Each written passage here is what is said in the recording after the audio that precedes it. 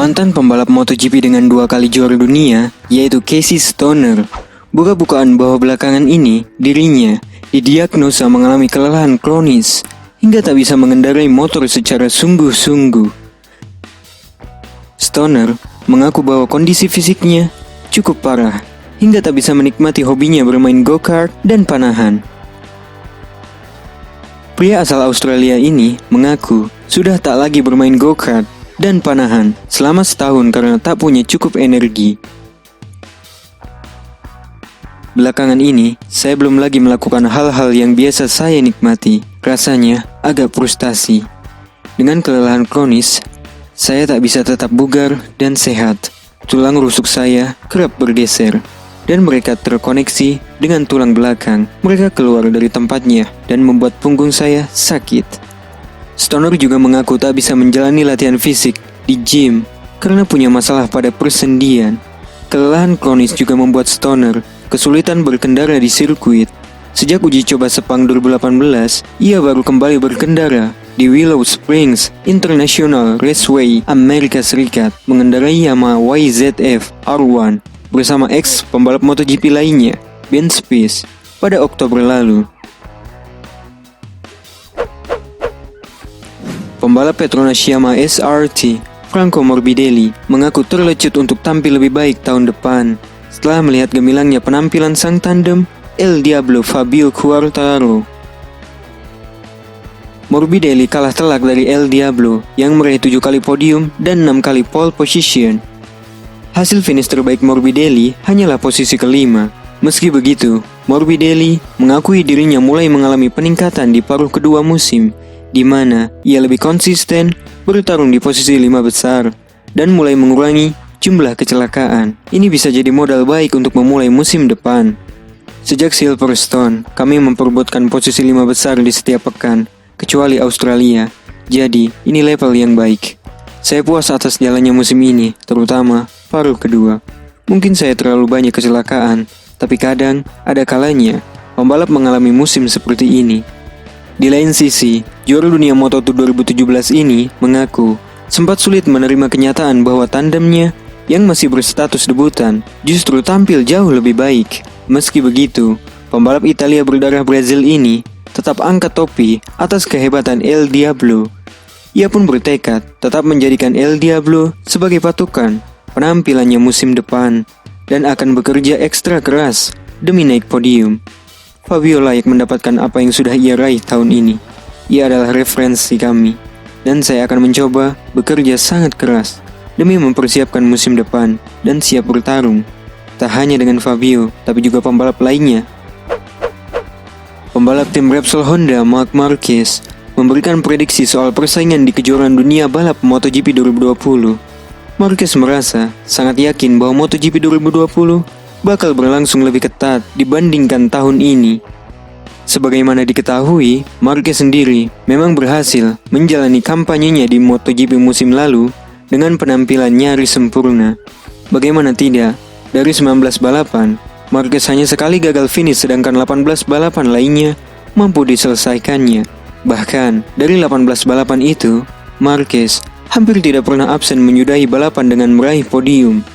The Baby Alien pun mampu menyegel juara dunia usai memiliki jarak 151 poin dari pesaing terdekatnya, Andrea Dovizioso.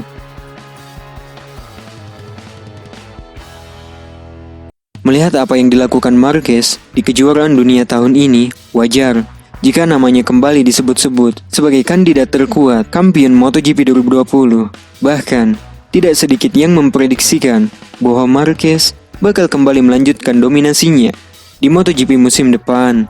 Akan tetapi, sebuah pandangan berbeda justru disampaikan Marquez soal jalannya persaingan di MotoGP 2020. Pembalap asal Spanyol itu percaya bahwa MotoGP 2020 bakal berlangsung lebih sulit, lantaran para pesaing bakal berbenah untuk bisa lebih baik. Saya sudah mengamati segalanya tahun ini, dan saya tahu pada 2020 akan ada banyak pembalap yang cepat. Musim ini memang musim yang sangat baik, tapi para pesaing pasti akan mencoba memperbaiki diri tahun depan. Pembalap Petronas Yamaha SRT Fabio Quartararo membeberkan alasan unik mengapa musim debutnya di MotoGP begitu gemilang. Tak hanya karena talenta dan kemauan kerasnya untuk berlatih dan belajar, melainkan juga karena omongan buruk dari banyak orang. Saya ambil kesempatan ini karena semua orang bilang bahwa saya tak layak dapat kursi di MotoGP. Saya ingin membuktikan mereka salah. El Diablo juga sukses menyabet gelar debutan terbaik, serta gelar pembalap independen terbaik. Yang kurang hanyalah kemenangan, apalagi ia sempat menantang Marc Marquez di Misano dan Thailand.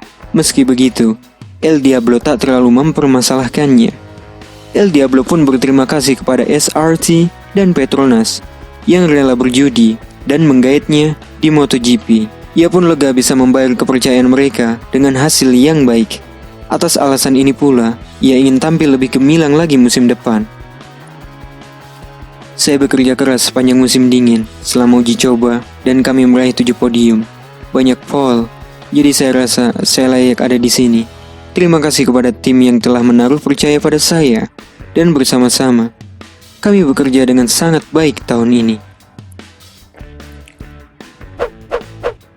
Alex Marquez membeberkan komentar soal debutnya bersama tim Repsol Honda di MotoGP musim 2020.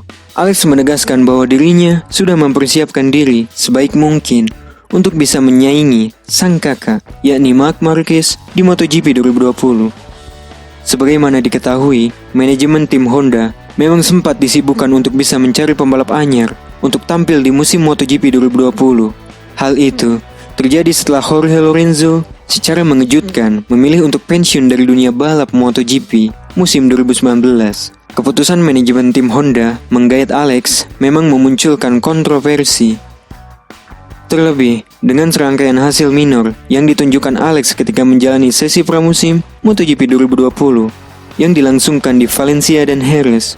Meski begitu, Alex nampaknya tidak terlalu menghiraukan hal itu. Pembalap berjuluk El Pistolas itu justru berujar bahwa dirinya kini sudah sangat siap untuk turun di MotoGP serta bersaing dengan Marquez.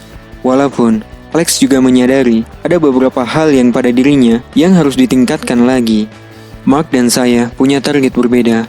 Memang benar bahwa ia memperebutkan gelar dunia dan merupakan tandem saya, maka rivalitas di antara kami pasti akan dimulai. Tapi saya seorang debutan, tak punya pengalaman. Ingin tetap fokus latihan, Viñales memutuskan untuk pindah ke Doha, Qatar karena saat ini Andorra sedang musim dingin dan lintasan penuh dengan salju.